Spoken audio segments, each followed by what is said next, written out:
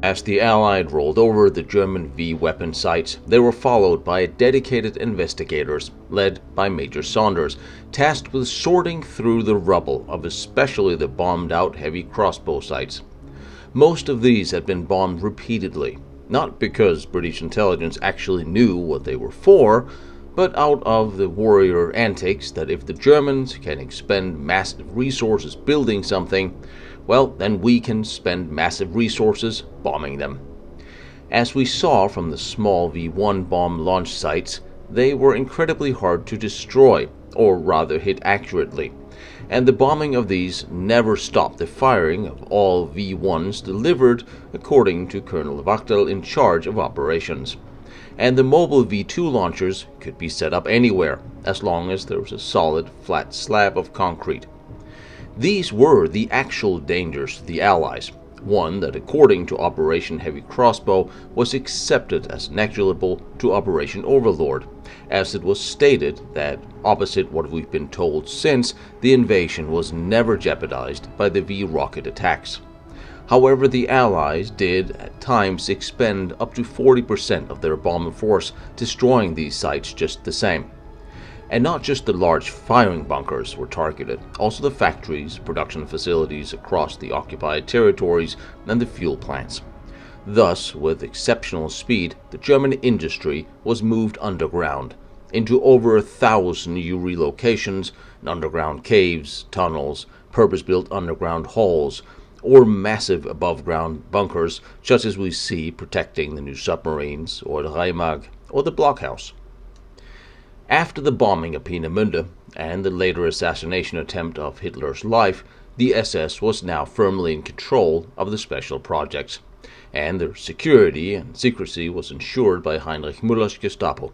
The operations was eventually all headed by SS General Kammler, to whom eventually everybody had to bow down, from Dornberger to von Braun, and even Speer eventually had to heel to the general. However, before this enormous construction projects had been ordered by the Todt organization under Albert Speer, both for the army and the Luftwaffe, these huge bunkers began to spring up around Calais, all within 150 miles of London. The British suspected long-range rockets, long-range guns, even rocket mortars were suggested. They, however, argued internally as to what the German capabilities were. Anything from air-fuel warheads, chemicals, and nuclear was mentioned with frequency in the British reports. So obviously these sites had to be destroyed regardless what they actually were. And later, Major Saunders could then try to piece together the parts behind the lines after the sites had been occupied. This, however, proved harder than just so. The Germans had cleared out the sites for records, and both the German workers and forced laborers had worked compartmentalized, so they had no knowledge of what they were actually working on as regards to the bigger picture. One of the largest reinforced bunkers for V1 rockets in the small French town of Siracourt. Not far from that was the largest, most reinforced bunker of the war, Le Coupole, initially designed for V2 rockets, probably. Or as Saunders' report stated after the war, the two bunkers are vastly different in look and design, yet they're built remarkably similar. And not one of them reached the stage of launching weapons that we believed they were intended for. But were they truly as vulnerable to bombing as we've been told? And going over the Saunders report and the photos in detail, we find one striking term when it comes to these bunkers' usage and design: probably. We are going to visit both of these sites today with the wartime records in hand and ask questions and meet with the local mayor of Siracourt and talk about his town, which is one of the youngest in France. Sadly, its cornerstone is the huge V1 bunker, as it is the oldest building in town. In September 1943, Albert Speer presented a plan to Hitler of a massive construction project in Wizernes, France, where he would build a 1,000,000-ton dome of solid concrete on the edge of a 100-foot-deep rock quarry, and beneath this bomb-proof dome a huge octagon-shaped chamber with a maze of tunnels centered around launching rockets from. Hitler approved, but noted that he was not convinced the site would be finished in time, an interesting omission by Hitler.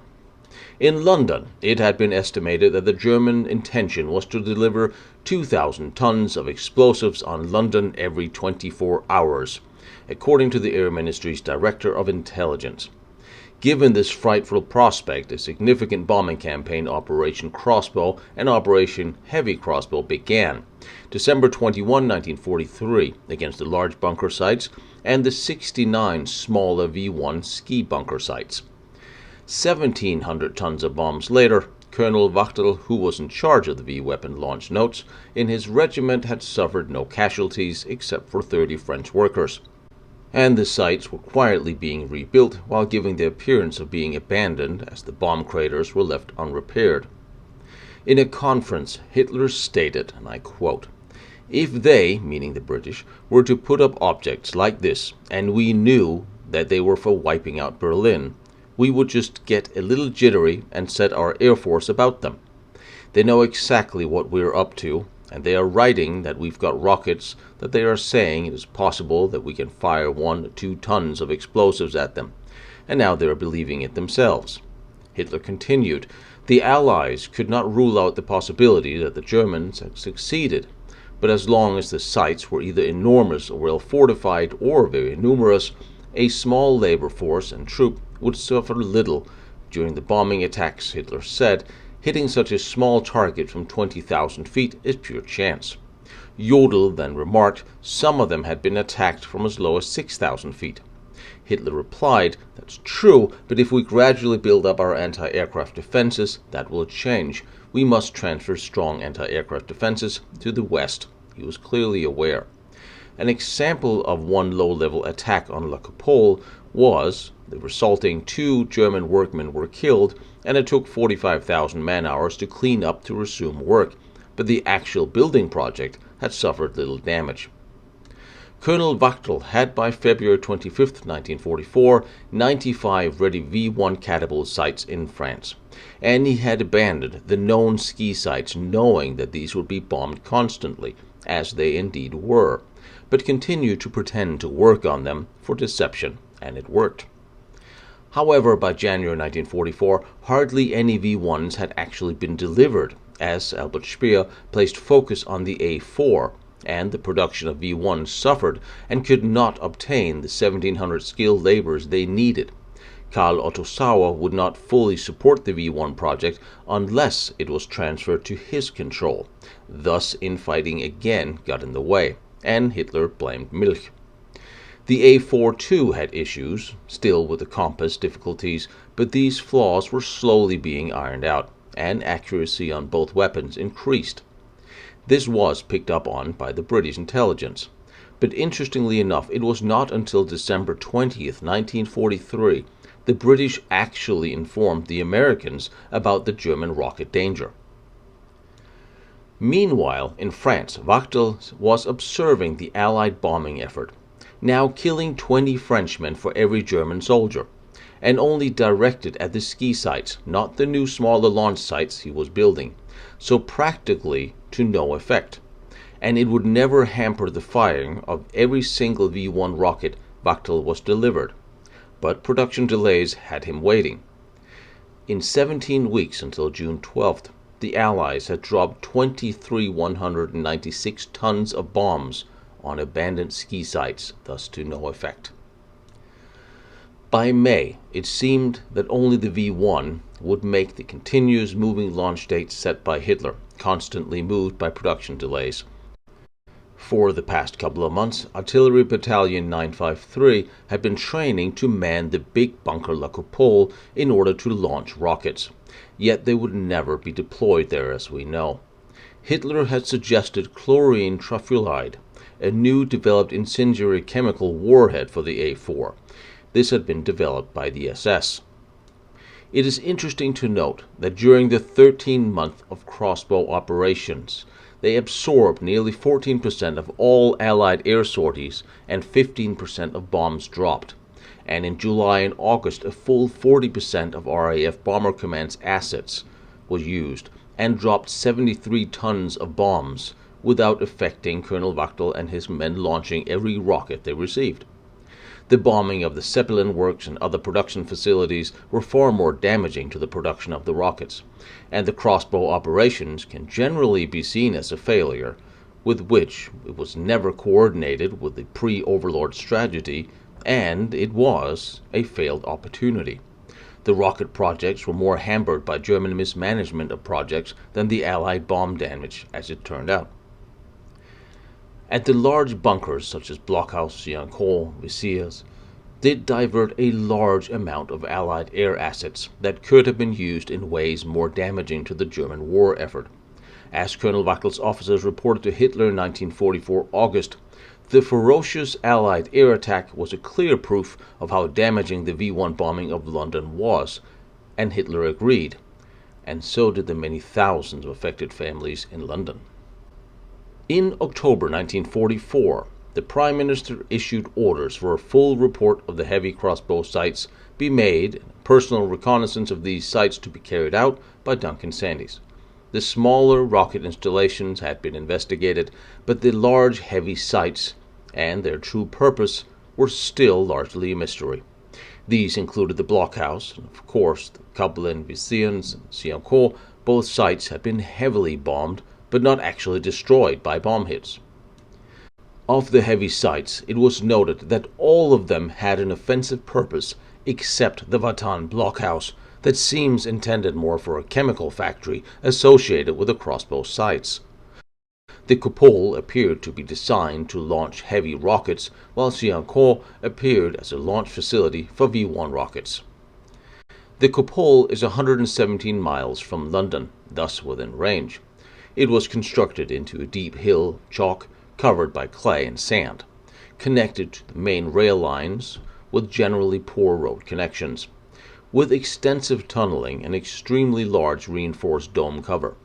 The dome was never seriously damaged by any of the air attacks, but a near miss of a tall boy caused damage beneath it. The first activity here was noticed on August 1943, with extensive rail lines being laid to the site. The main feature is the huge octagon chamber, 117 feet in diameter, beneath the dome. At first, a huge circular trench had been dug, then filled with concrete and rebar, whereafter the top of the hill had been flattened and the dome had been constructed sitting on top. Several tunnels to the north leading away from the rail tunnel, with a large group of galleries to the south. There are several rooms for generators, and as was expected, some 5,600 kilowatts would be supplied from duplicate lines also. There are no water supplies to the site, and it appears that 4 floors were contemplated on either side of the chamber, and the center portion was to be clear from floor to ceiling of at least 33 meters. And the room could have contained 4 to even 10 floors in the final construction. Right. Beatles? And it's about 1,700 tons. Just in case you have to move it. No. So first they built the dome, and then they began on the underground. And this first tunnels was for the train, okay, from Metal Bodola with the V2 rocket. So the train could enter in the tunnels. Now here you can clearly see they were still digging galleries. Like what language are we talking? I don't know. So they were literally still digging galleries through these.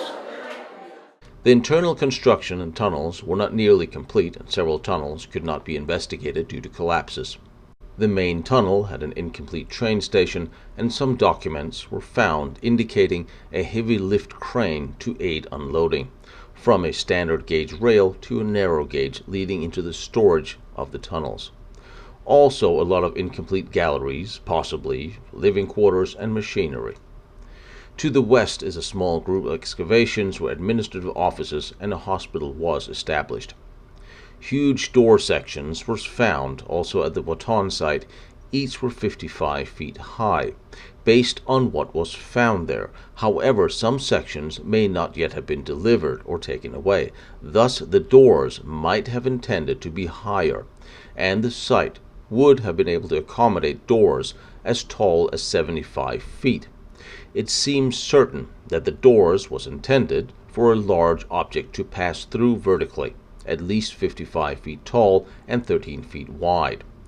Initially, the A4 rocket is transported in 4 sections that assemble quickly, and the rail lines here ran directly backwards to Nordhausen, where Kammler's huge rocket factory in the mountains was located, and the A4 is 45 feet tall.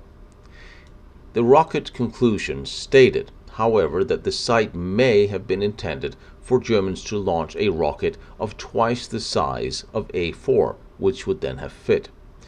If this site had been operational, it was estimated that 3 to 4 rockets could have been fired per hour. The site was extremely extensive, but not yet to any degree where a definite purpose could be established. And it is still, you still have the moisture leading to the rock. This is chalk. What rock is this? Sandstone? What is this? It's correct. Chalk, yeah. This is a different type of... It was used in the place before the war to produce paper. You know, there was a lot of industrial to produce paper in the place. So after the war, it was a private place when we used the clay. They were still digging galleries everywhere. Makes perfect sense. And so this is the one that... come back, we can go. Today is not possible. I am not... You're not dressed for it? I am not dressed for it. I mean, it's just fascinating to see the construction. And there was... So down here is this is where the train would have gone. No, the train go... Yeah, it's funny, there were so many of them made and so many parts, and there are so few of them left.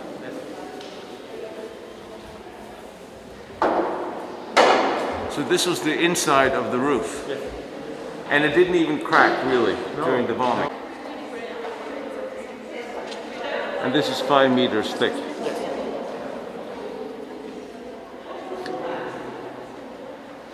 And you will see the steel.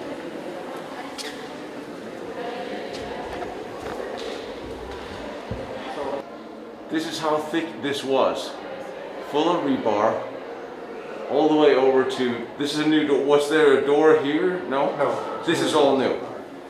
But it gives you a really good idea how thick this was. And this all had to be poured in one go at one time so it would harden together. Right. You can't pour a little bit and a little bit and a little bit. You have to pour it all at the same time.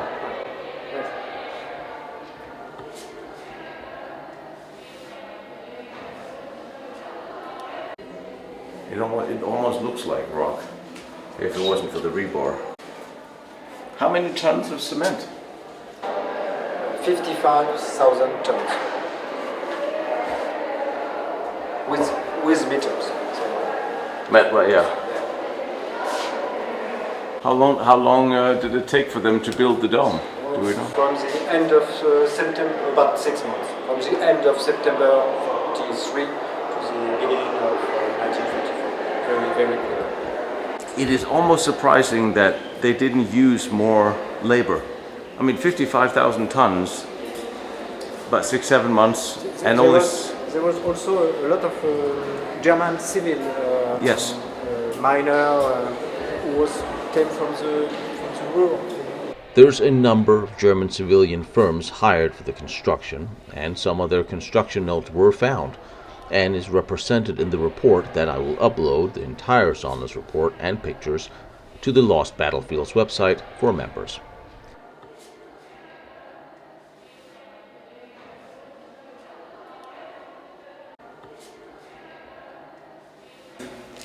The cupola itself. Yeah, and we go on the more important parts of the site. Yeah, this was the actual part that's important, where This is here because you see, we can see here the V2 missile should be put on the oh wow,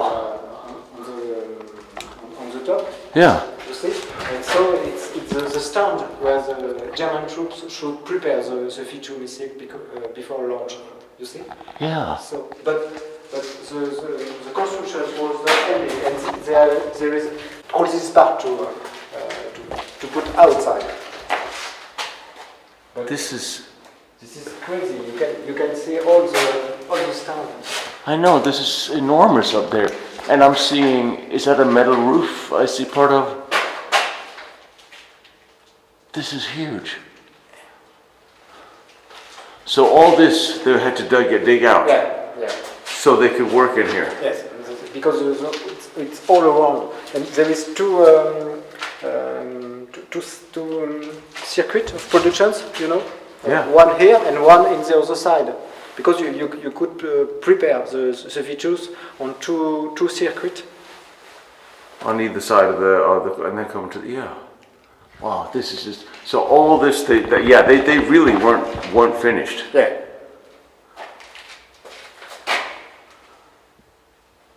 But the construction, the metal construction here, that's more solid and thicker metal than I see other German tunnels reinforced. This is a lot more. It's hard to show just exactly how. And you had all these layers. This is where the rockets would stand up. Yes.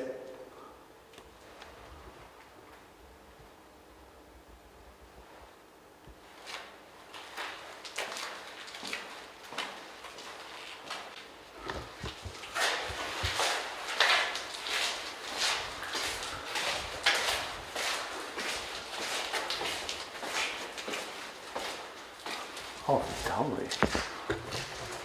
Oh, yeah.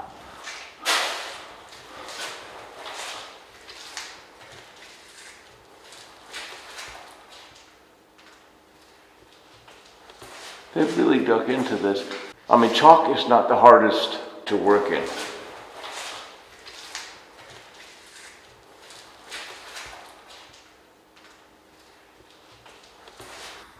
How high up is this? 30, 40, 50 meters?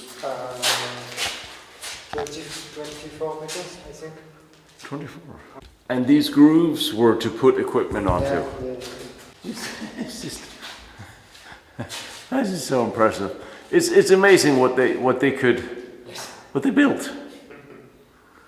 It's for nothing. Yeah, really, yeah.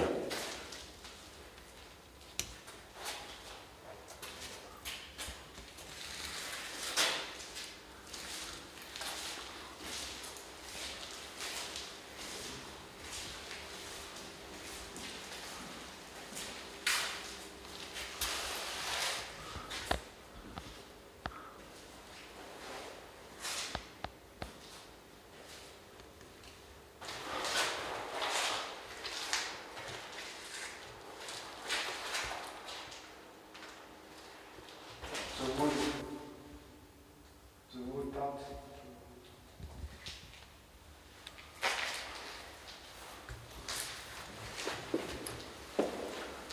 Oh yes, There is yet There's still a piece of the wood in there. wood. Yes. Yeah, they would line the whole thing with wood and then they would pour the concrete. And you see this, the roof it cracked. Yeah. Was that from the bombing or was that? And also the British troop in May 1945, they want to destroy the place because Churchill was afraid from Wilson troops can use it. I mean, traditionally the French and the British were the enemies. So he asked to British troops to destroy, but they only put only dynamite in the garden. Yeah.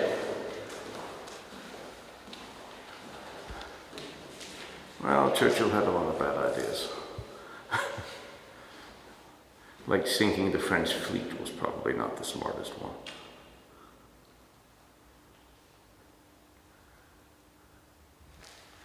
Let's see how thick.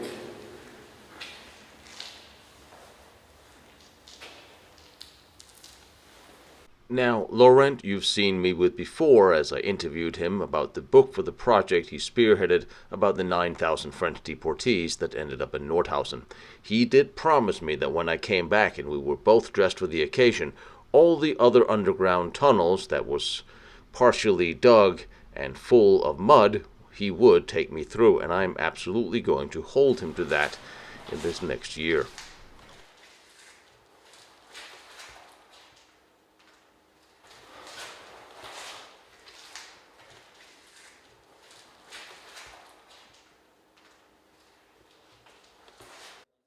Electricity production.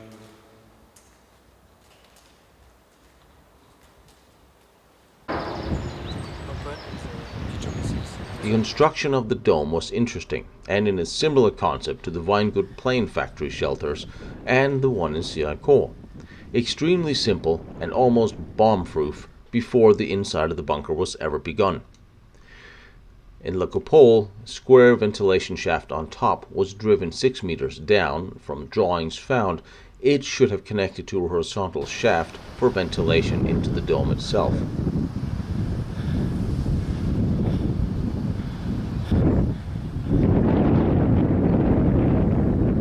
I'm on the enormously thick dome.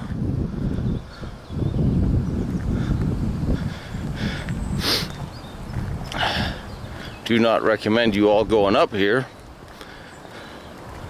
without safety wires, because that's what they're here for.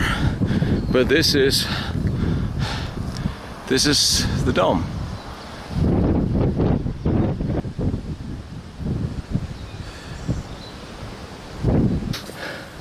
Circling the dome, you have dirt kicked up everywhere. Of course, it's wet and windy, and I can't fly a drone over it. And now it's rainy. Thank you, I forgot to mention that. There's a large building, or was, of unknown purpose, and it was expected to be connected to the octagon, but no connections have yet been found. Also, it is certain that a heavy bombing have covered or concealed a few more underground workings and entrances in the area. Investigators at the time was certainly not sure at all what the octagon was actually for. They found no clear evidence that this bunker was going to be used for A4 rockets. They saw it probable, but noted that larger rockets could also have been intended. Speer noted it only as for rockets, but which was not mentioned. The Americans noted that the exits lined up with New York City, but as the rockets were all to be launched vertically, that would be irrelevant. From the perspective of the Germans, probably this is something they should have done a lot earlier in the war. They wasted a lot of time, a lot of resources, having their industry scattered all over the various countries they occupied, all over Germany, all over Austria. They didn't go to a wartime economy remotely close enough to have had a chance to produce enough to outdo the Allies and the Russians combined. So these types of facilities, or the Me-262 type of facilities, where they centralized all the manufacturing of one weapon system and sent it off to war from that location, that's something they would have benefited from, and I would say to the great benefit of all of us, they didn't. But in hindsight, the Germans should have known better. And when I talk about the Weingut comparison, these two large half domes sitting just above ground was built in Germany, where they literally set the scaffolding on the ground on a little hill, covered in cement and rebar, and then excavated out from underneath. These were supposed to be airplane production facilities, but it was incredibly easy and efficient to build. They were destroyed after the war. Today, La Coupole is a huge museum. It's worth a visit. But I personally prefer the small, quiet town of Siracourt, not far away. Again, located 130 miles from London. The first signs of construction here was observed in September 1943. There's little doubt that the Siracourt site and its sister site in Nottingham was designed to store, assemble and fire V-1 rockets. It was guessed that if operational, the site would be able to fire 2 to 3 rockets an hour. This is confirmed by both Albert Speer and Göring's notes. Siracourt is vastly different in design from Coupole and the blockhouse, but there are some interesting similarities in the construction of both sites, and it was extremely efficiently done. The old small rural town of Siracourt ceased to exist during the war. The Allied bombing destroyed every single structure of town. Everything was erased. Yet nobody was actually killed by all this bombing. As the British dropped leaflets warning the population it was coming, and the town was evacuated in time. This leaves this large bunker, the oldest actual standing building in town. Town itself was rebuilt completely after the war, and we met with the mayor, who have a great interest in the town's history and would like to create a museum of the bunker showcasing it and the town's history. I suggested we cleared out all the dirt and built a museum inside and established an Operation Crossbow tour of the area. That was my idea. Je suis André Jeunel, maire de la commune de Siracourt, Siracourt dans le Pas-de-Calais. My name is Jean-Jacques Auchard. I'm the mayor of Gauchin-Verloin.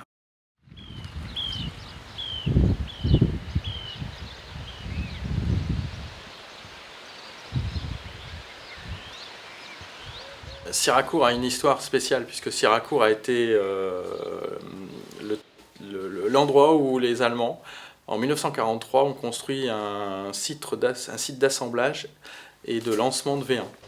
Et donc en 1943, octobre 1943, les Anglais se sont aperçus de la construction du site. Et en janvier 1944, les Anglais ont commencé à bombarder la commune dans le but d'empêcher la construction et la réalisation du site. Sur la commune, c'est une trentaine de raids aériens et 5500 tonnes de bombes qui ont été lancées sur Siracourt, le site le plus bombardé d'Europe, site unitaire le plus bombardé d'Europe. Donc le village a été détruit à 100%, donc l'ensemble du village a été totalement anéanti. Nous avons été élus au conseil municipal il y a 2 ans, et l'idée c'était que les habitants puissent se réapproprier cette histoire puisque le blocos est toujours dans la commune aujourd'hui. Et donc la reconstruction, après la guerre, le village s'est reconstruit pendant quelques années avec un déminage complet du terrain et une reconstruction avec une architecture assez typique. Alors on revient à l'histoire de Siracourt dans les années 1300. On a les plus vieux écrits qu'on a pu retrouver sur Siracourt datent des années 1300. Siracourt est le plus gros site de guerre présente sur le territoire et on a une multitude de microsites à proximité qui sont des vestiges de la Deuxième Guerre mondiale. Et donc le projet, c'est de pouvoir valoriser cette histoire-là dans un premier temps avec des panneaux d'information qui vont expliquer aux habitants et aux touristes et en lien avec les villages voisins. Donc il y a la volonté d'en faire un projet de territoire. Siracourt was another special purpose-built bunker, approved by Göring, and just like all the Kupol, all of the workings were contained inside the bunker, and constructed in the same way. First, 2 parallel walls were constructed, with soil between them. 5-meter thick roof was simply constructed on wood frame laying on top of the walls and the ground in between them. Just like the Kupol's enormous dome was constructed on the ground. With the concrete as hardened, underlying soil was then excavated and the insides of the structure cleaned out, tunnels built as it was with the Kupol. The main building in Siracourt was 705 feet long by 118 feet wide, 33 feet tall. That's 215 by 36 by 10 meters. With an inside height of some 20 feet and the main chamber 48 feet wide. And in extremely reinforced walls and ceiling. In fact, the ceiling was hit by a tallboy bomb that did not penetrate.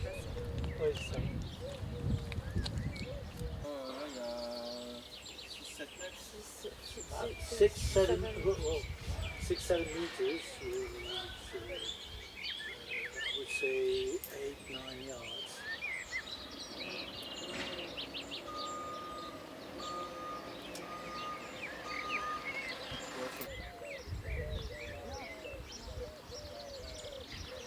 I see the tracks from the prisoners and the workers here. And seriously, when they built this, they were in a hurry because they were walking around in wet cement all over this roof.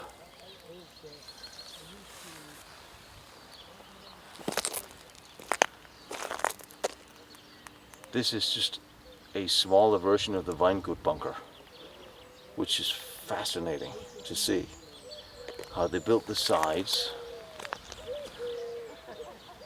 and then they built the roof and then they began the excavation, but they never got to finish. The shrapnel impacts on one of the ventilation towers.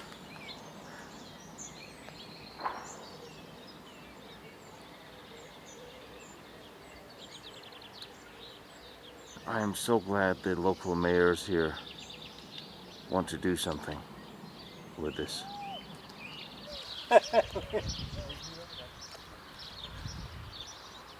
No.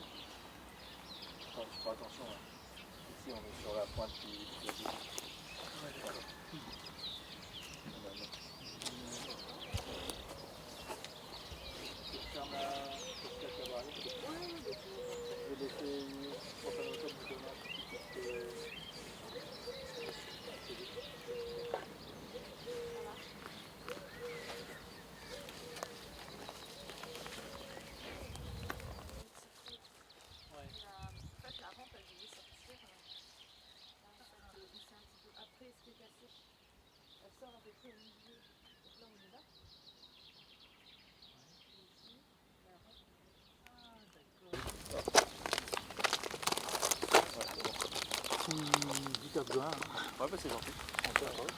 Merci beaucoup. À bientôt. Allez, salut.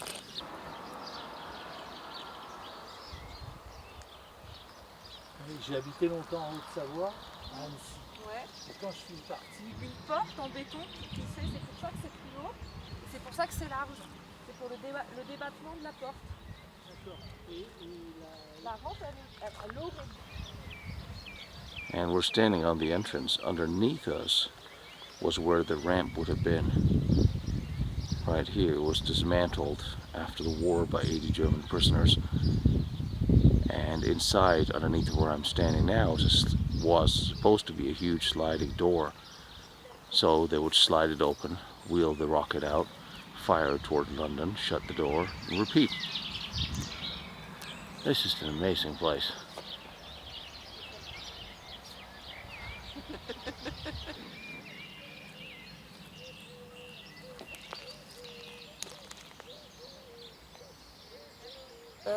For another purpose. Were the French army thinking about using it? I don't know why. je vais prendre ma voiture parce que je suis embêté là maintenant. Ah, mince. J'ai une demi-urgence. D'accord.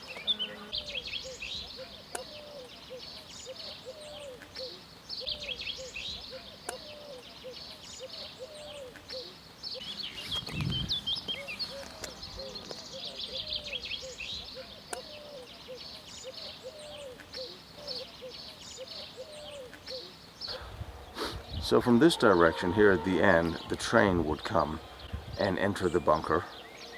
It would then cycle under here and into the main bunker, which is now nicely overgrown. So there would have been a train entrance here in this pit. It's hard to tell exactly how far the train would have gone because the construction was never finished.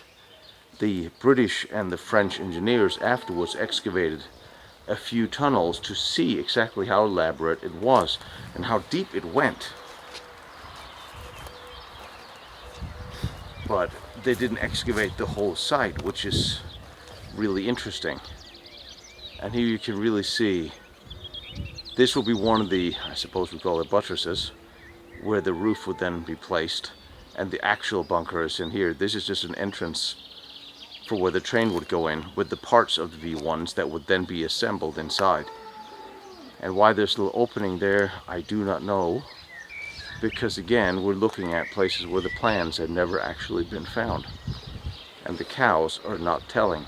My guess is there probably was a crane for loading and unloading here, and you see the rebar that is still here on the side, So it's possible that a cement slab would have been connected here, or was going to have been. That was the intention, possibly.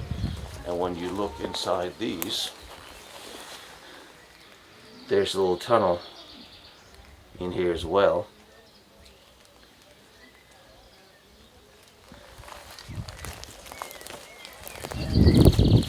That you can much easier see.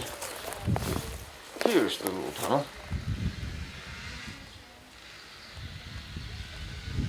To the side. And here's another entrance, and these awesome people going to let me in.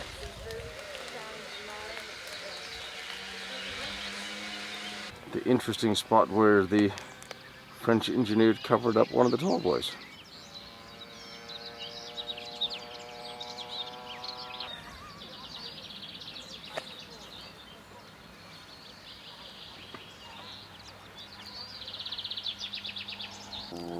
Now I think there's a little bit of weatherproofing on here. A little bit. Looks like there's a little remnants of tar, which means this is the finished roof. This is what it would be, and then they'll probably cover it with dirt, as they usually would. But if you compare this to the later Weingut, they were thicker and continuously able to be upgraded by having all the protrusions of rebar sticking out of them.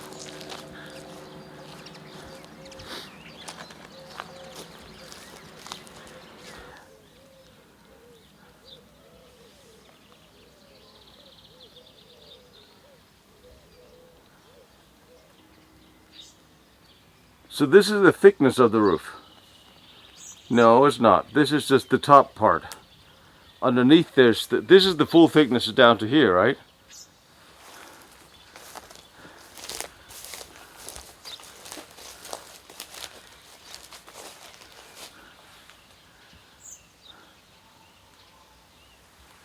Yeah, first they dug the trenches, then put in the supports, built the roof. So there would have been an opening here.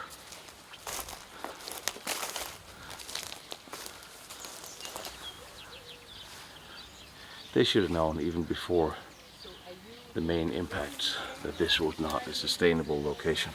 It's awesome. And this is the impact of a tall boy.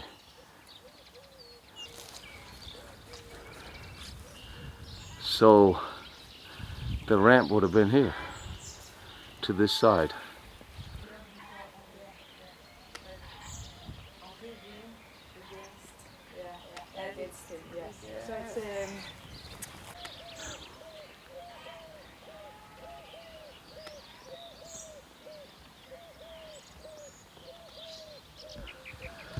It's a carrier of World War I for English. Hey buddy, what's up?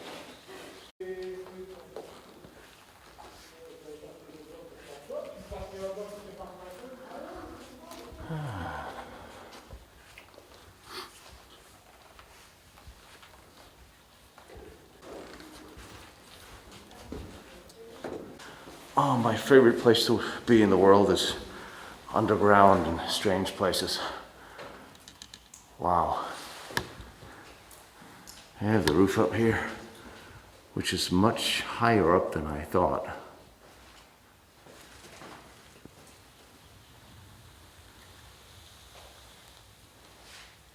So the floor would be much deeper. It's for the door. That's for the door. Concrete door of 7. The inside layout is still somewhat of a mystery, as it had not yet been excavated at the time it was abandoned. There are 3 shelters also built into the outer wall, and it is claimed still that these were used during the bombing, but was covered by dirt and have never been cleaned out since, thus could contain remains of pretty much anything. One large opening in the side was found, and a number of rail branches was laid in the area. It is not clear exactly, but given the reinforced entrance on the side, it was expected that this was to be used for the V-1 rockets to leave the bunker from, be placed on a ramp pointing towards London. As the investigators arrived, a soil ramp had been built up using spoils from the inside of the excavation, but it was still not clear proof. Also, entrances was expected at the ends of the structure, yet these have also not fully been excavated. And from the Saunders report on one photo, it is noted that there was a second road or rail leading into the side of the bunker, yet in its drawings it's not evident, nor is it here physically on the site today. Also, the subsequent suggestions that the rail here were to run through the building with materials and V1s is probable, but without excavating all the soil from the entire insides, it's impossible to say today.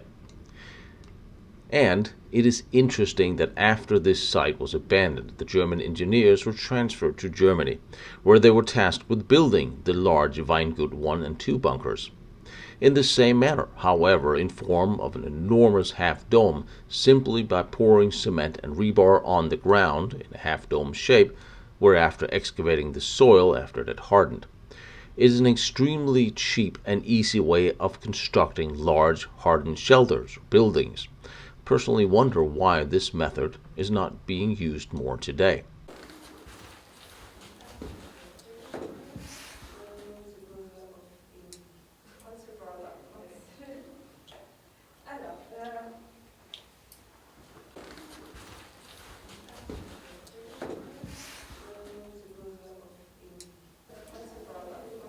So this is the big space where presumably the train would have pulled in. A ditch here on the other side, maybe. Don't know how far into it we can go.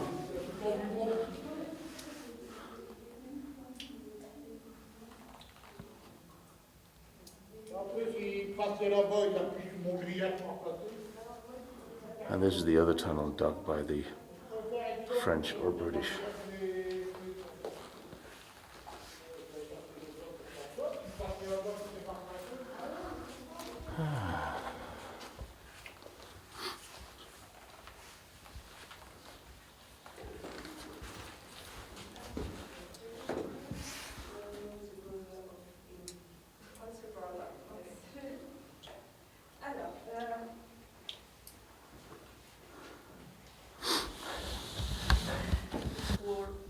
And we didn't know why you have this.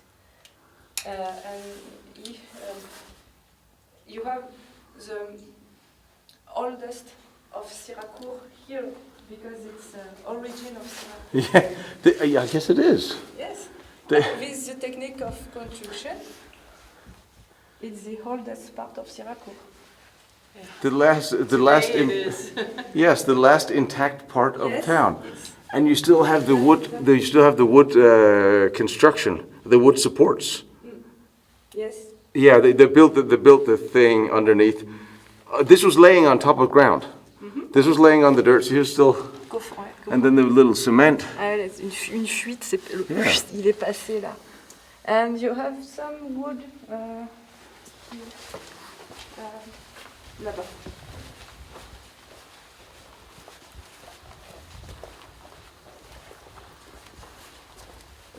Yes, it will take a lot of work to empty this.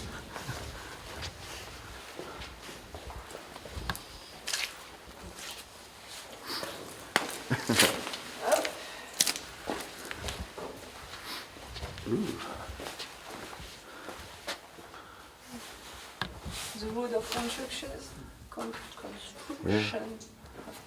coffrage. The coffer, yeah, the coffer. Mm. Exactly, yeah. And here you have yes. the impact of the tall boy. Yes.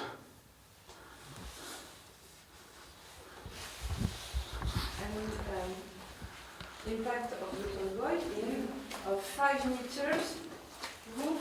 Yeah.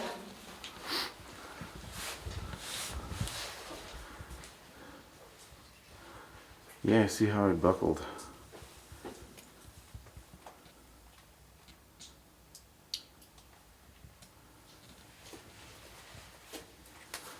So these are part of the of the fix.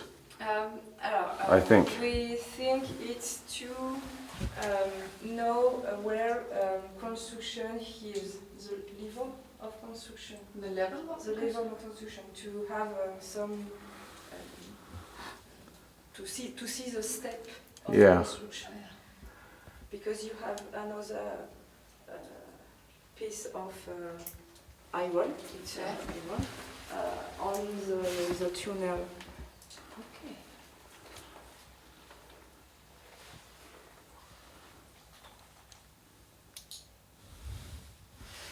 Oh, I love this place. 20 people a month, clean it out, make a museum in here. Perfect. It's rainproof. So, Do you know I think it's a game of young people. You think? Of Siracourt. it's not the workers? It was a place for young people Oh, yes. to go to have parties. Yes. Of course. Every bunker in the world. Yes. If you can get in, there's a couple of teenagers with a beer. All of them.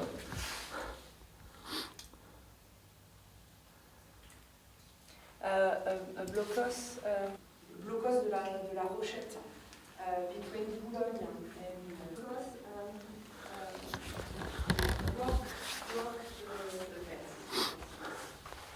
This is awesome, awesome, awesome. A cow go in this way, that where you are. Yeah. So it's at the end here, there's the cement wall. Fireman must. Oh, this is my favorite place in the world. I don't know why. Ah, this is awesome. Look at this is so cool. And I'm not expecting to find anything in here, that's the sad part.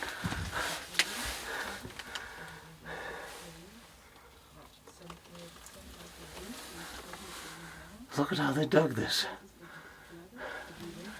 That's rusting. You know what, this roof is not going anywhere at all. I might. Look at this.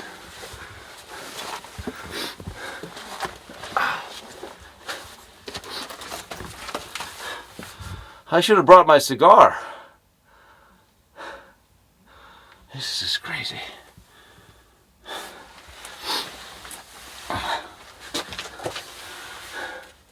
Muddy, crazy, wetty.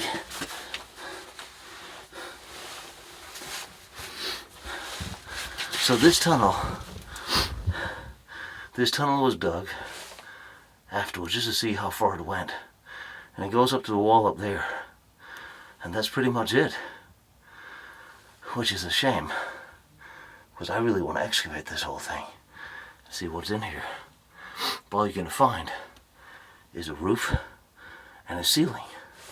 Which is in itself pretty cool.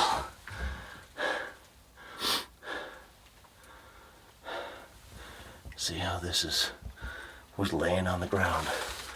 Like here. And then they just excavated it by the use of a bunch of Russian prisoners.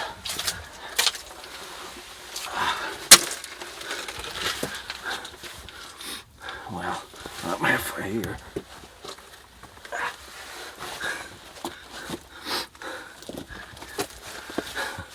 There's the wall.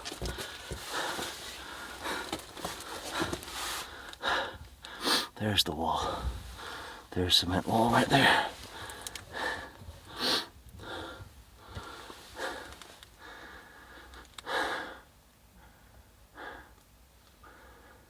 Great. Oh, this wood is so light. It's like, wow.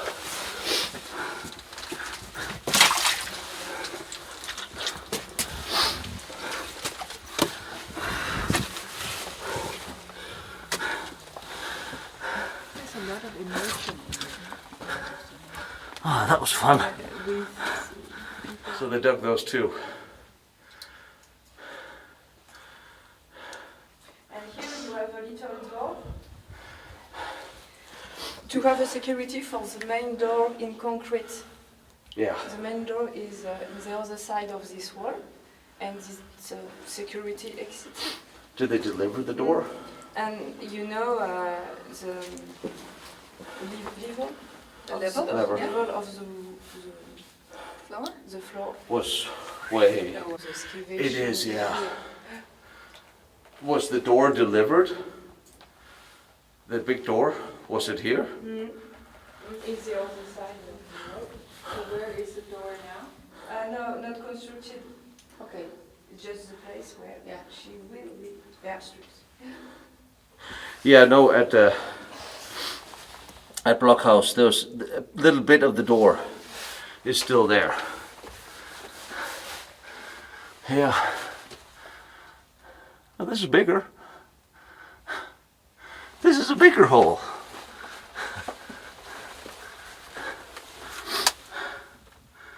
But again, they just took it to see what they were planning on doing.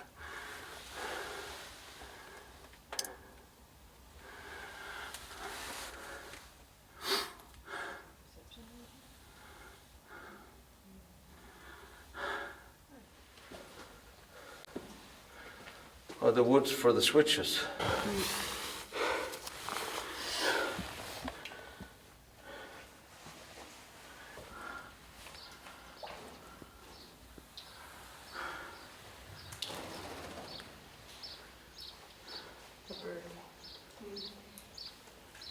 Changed its mind.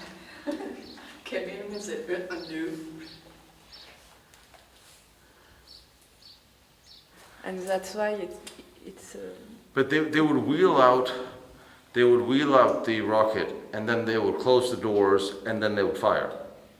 I think the rocket was could be put after here before the launch. The door is closed, Yes. but that's it's true.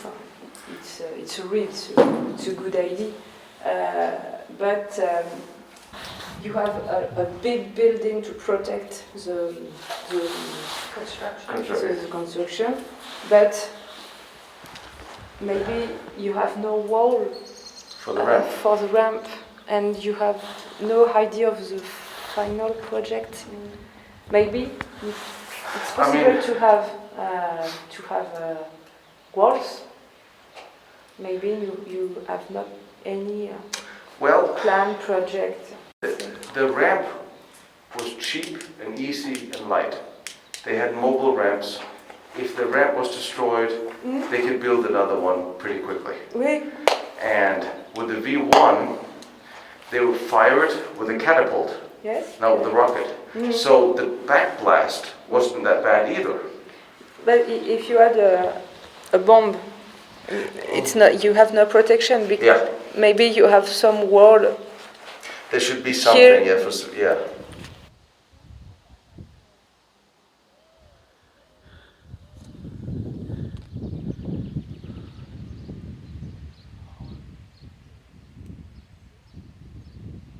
This is one of the more interesting places I've ever been to. This is one of the fourth of the V-weapon sites here on the Calais Peninsula. This huge Siracourt bunker. And because of the local mayor here in town would really like to do something for his history of his town, of this area with the surrounding mayors, they're thinking about finally turning this into a museum of sorts, and one in town. And they let me look through. Can't recommend you do that on your own because a number of people want to keep you out, including the neighbor, the farmer here, who's very curious, very cute cows, sort of gave away that we were here, even with official permission. So leave these guys alone, only take the tours when they become official. We're working on it, but I am excited that now I get to crawl through it.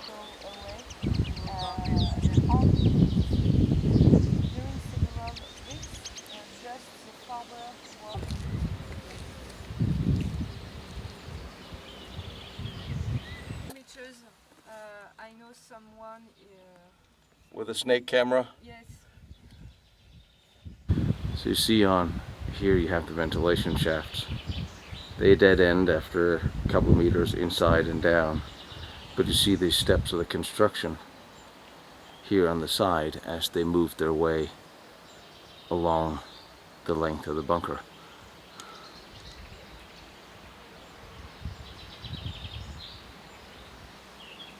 A lot of ventilation for assembly of rockets. Fortunately, there was no civilian casualties that we know of during all this British bombing, because, as the civilians here have quoted, that the Germans were very nice and respectful when they came in '43, but it wasn't a secret when they saw construction materials arrive in huge doses. However, the interesting thing is the British then dropped leaflets that they were going to bomb and suggested everybody leave the village. So they did, and that's why there were no civilian casualties.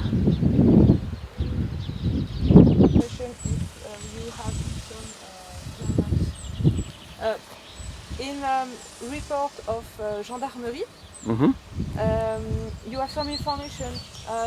Maybe you have one German who died during the bombing. But So people don't come when they think it's that's why they won't be told. that's why.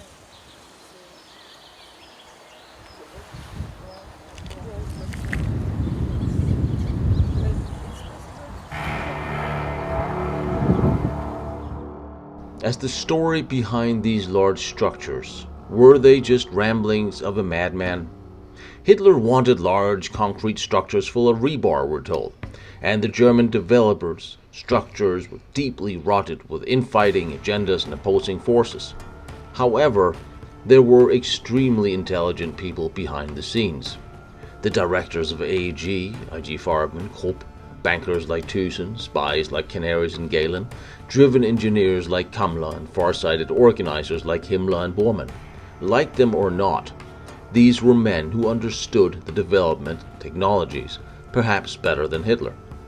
These were also men who could keep information from Hitler should they wish to do so. So maybe instead of looking at all these individual structures and developments we visited for these past many years, what if they all really tied together in a bigger picture? Certainly some of them were last-minute stopgap measures in order to try to fix a specific wartime situation or problem. But some of the German special projects were so much more, and some of them began before the war, and some of them did not stop just because the war ended. There were several secret projects in Germany at the time. There were far more advanced nuclear bomb projects than we've been told of officially. There were designs for a much larger rocket than the A4, the A10. New anti-aircraft missiles were coming offline, jet fighters, vastly improved true U-boats, and it was not long after the war that we saw all of these coming online, including in 1947 the patenting of the new nuclear propulsion units for large ships. It was patented by Kurt Diebner, the head of German Army's nuclear bomb project. So we are to believe he only came up with that idea within the year after the war ended, before it was patented. The A4 turned into the A10, that turned into the Saturn rocket. The V1 was called the dead-end technology, yet still today, its descendants, the cruise missile, flies around the world. The German jet designs fought over Korea. German technicians built rockets and nuclear weapons for both sides of the Cold War and sold their wartime knowledge to all parties afterwards. War was and is a moneymaker then and now. Hitler was put in power by money donated by huge industries and bankers from all nations, apparently, all of them who benefited financially from the war. They spent millions of his Reichsmarks on developing technologies that are still in use today, and most of these businesses are still in business today. Himmler had millions of low-cost forced laborers available to these industries and scientists working on all these projects.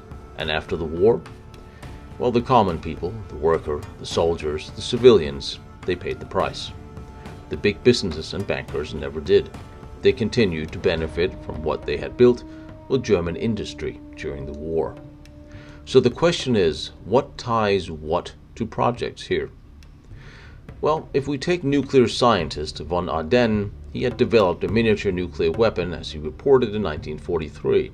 Rolf Engel's rocket team and Wilhelm Voss' Skoda-Werke had secret research teams developing new technologies outside the known German armaments projects and industry, and with financial means funded by the SS exclusively.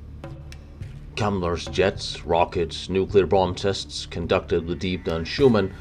Now, does any of this fit in the picture of a potential post-Hitler Reich? Speer's huge rocket bunkers, capable of housing weapons twice that of the A4. Why spend more material than needed at a time where these were scarce? The secret underground written about the blockhouse. Did you know that not all of the existing tunnels at Dora Mittelbau is currently known or to be found on the maps? And the trains from Dora ran straight to Le Capole. Dora was an enormous underground factory for both V1s and V2s, situated some 75 kilometers from where Kammler, Schumann and Deepner was working on testing a nuclear bomb. And according to many witnesses, 2 of them at least were tested before war's end. Now, if I was Heinrich Himmler in late 1944, and I knew of all these programs and was wondering if the Führer had not actually served his purpose or lost the plot somewhat, the war was not going well. There was now 2 options for this supposed all-knowing Himmler. Create the most dangerous technology the world had ever seen, try to speed it up, and actually win the war by using it. And look the other way if Hitler happened to be assassinated. Then clean up and take over. Or build the most advanced technology the world had ever seen, and being smart enough to know the war was lost, so build it, hide it, and use it to trade with. Either way, speed was needed, so all resources were set on these special projects. And at a time where Volkswagen could not even get the 1,700 laborers they needed to build the V1s, the one weapon that was actually hitting back at London for Hitler, Himmler had over 15,000 specific scientists, research and trained personnel released from the army for the nuclear program. Done so, signed off by Hitler. And in his book Speer mentioned needing the sites around Project Riese. These were built to shelter over 20,000 key personnel, including Hitler. So what was he preparing to hide from? If it was true that von Ardenne had actually perfected a small tactical nuclear weapon, as stated, the size of a pineapple, as he claimed. Remember, he was personally sponsored by Hitler, and Kammler was on the board of directors, and after the war, Ardenne built his first nuclear bomb for Stalin, so he did know what he was doing. So why were the Germans building bunkers for V2 rockets that were not that accurate, but they would hit generally the center of a large city? So what if a small tactical nuclear warhead had been developed? It could be married to an A4. That would be a game changer. If Ardenne was actually correct in having made such a small tactical nuclear weapon, it would even fit in the London V3 guns missile. Even the flying V1 would carry such a small device. Now, the A-10 rocket could carry one to New York. These components were all in play or coming online towards the end of the war. Granted, yes, Germany ran out of time to deploy these, or Himmler took the second option for negotiation. When he finally introduced himself to the Allies and asked to see Eisenhower, he knew he was a man who had something to offer. He would deal with the Americans, but the British killed him before he could talk. So Kammler clearly went to the Americans, possibly tipped off by Churchill's order to outright kill ranking German officers. Kammler, Schellenberg, Gehlen, all could easily have been in contact with Allen Dulles in Switzerland. Or did I mention that no one has actually ever seen Wilhelm Canary's dead body or verified his death? All these men had every reason and means to have done a deal with Allen Dulles in Switzerland, where all the German industries were now sold, traded to Swiss holding companies or being bankrupted in the last days of the war's end. The money and deeds went abroad, the technicians went to work for the former Allies, and the world was never told the Germans detonated the first nuclear bomb, with intent to marrying it to a long-range rocket. But the German scientists and their financial partners got to live nice lives and keep doing what they always had done.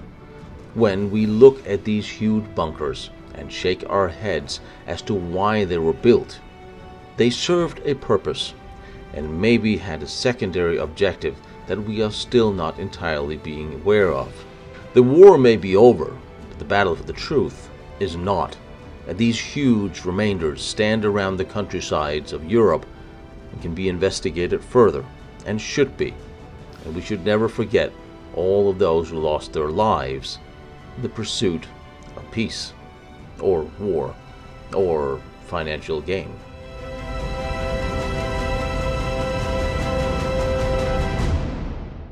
Behind me is Vanna von Braun's first test stand. Down the road is Diebner's nuclear reactor. Over there is the Maginot Line and all its amazing forts. I'm visiting them all and I'm bringing them to you. So I really appreciate you like, follow, and share what I'm doing, trying to document all these important historical locations.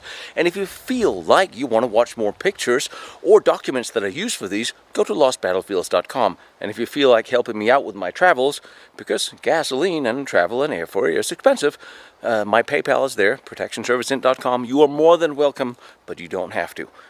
I appreciate all your support and all your help, and I love seeing these locations, and I love bringing them to you.